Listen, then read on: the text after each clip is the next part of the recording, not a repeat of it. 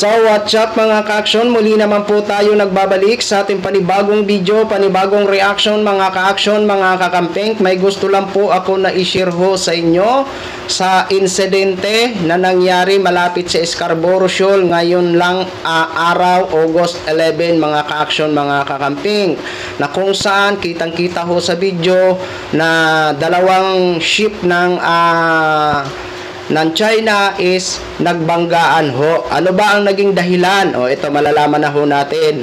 Ito po kasi, may nakikita kasi ako sa Facebook, mga maiksi lang video. Pero itong in-upload ng News 5, mahaba po at makikita ho talaga kung ano ang nangyayari ho mga ka-action, mga kakampeng. O, nagbasa ho tayo ng mga komento ayon sa ating mga kababayan. Ayan, sila na nagbanggaan. May nagsasabi na, ayan, kinarma tuloy kayo. Alam naman po natin na, iwan ko ba dito sa mga CCG na ito? Bakit lagi na lang sila dyan na nambabalahura dyan sa sarili natin teritoryo? Teritoryo ho natin yan. Diba mga ka-action, mga kakampeng? O ito po, basahin po muna natin itong post ng News 5 bago natin panoorin ang video ho mga ka-action. Credit or courtesy po sa video ng News 5. Please allow me to use for informative purposes only. Thank you so much, ma'am. Insert. Excuse me. Ito po, basahin po muna natin. Mas mahabang footage ng banggaan ng PLE, Navy at CCG vessel. Ano ba tong PLE? Ano to? People's Liberation Army Navy. Ayan. Kita sa mas mahabang footage ang pinsalang tinamo ng isang barko ng Chinese Coast Guard matapos itong banggain ng Chinese PLE Navy sa isang insidente umaga ngayong Lunes, August 11, malapit sa Scarborough Shoal.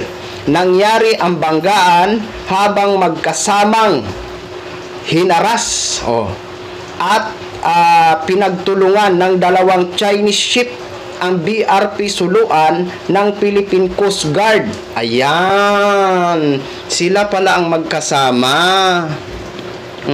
Itong nagbanggaan yata, silang magkasama na hinaharas at pinagtulungan ng dalawang Chinese ship ang BRP Suluan ng Philippine Coast Guard.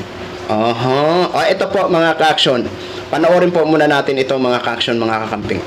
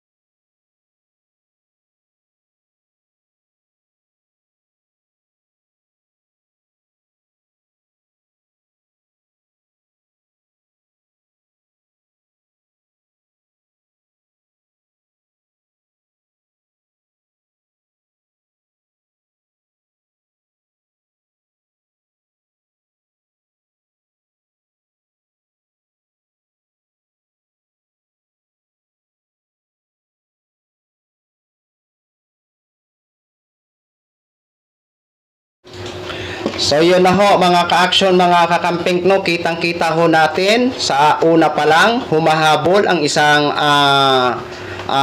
Chinese Coast Guard sa ating barko, humahabol, and then pagpalapit ng malapit na talaga, bumulhot man ito bigla, umulhot man bigla ang isang isang vessel ng Chinese.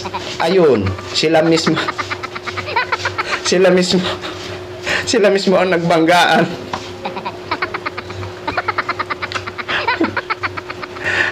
Siguro sa tansya ko mga ka-action, ito tansya ko lang ha. Sa base sa nakikita ko sa video, no? 'Di ba? Palapit na talaga, malapit na talaga yung isa na bumubuntot. Oo. Tapos bigla ito gumanon yung isa, nag-cross. Oo. 'Di ba? Parang siguro lang ha, ito lang base lang ito sa nakikita ko sa video ha. Kumbaga, ang ating barko yata parang biglang naggumanon. Yung parang biglang lumiko kaya hindi siya inabot. Oo. Kaya ayan, ang nangyayari ho mga ka-action, mga kakamping. 'Di ba? Sa ating mga Philippine Coast Guard na patuloy po na nagbabantay diyan, ingat-ingat po kayo mga ma'am and sir. Ayan, mabuhay po kayo. Asahan nyo po ang suporta namin na mga mamamayang Pilipino sa inyong pagbabantay lagi dyan sa ating mga sariling teritoryo. Mabuhay po kayo ma'am and sir. At ingat-ingat po palagi.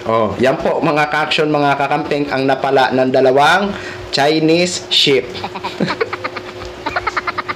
So yun lang po mga ka-action, share ko lang po sa inyo para makita nyo po kung ano ba talaga ang pangyayari, no? Ayan po mga ka-action, maraming salamat po sa ating mga viewers, Luzon, Visayas at Mindanao, all over the world. Ako po ang inyong lingkod, si The Action Man. Good evening everyone.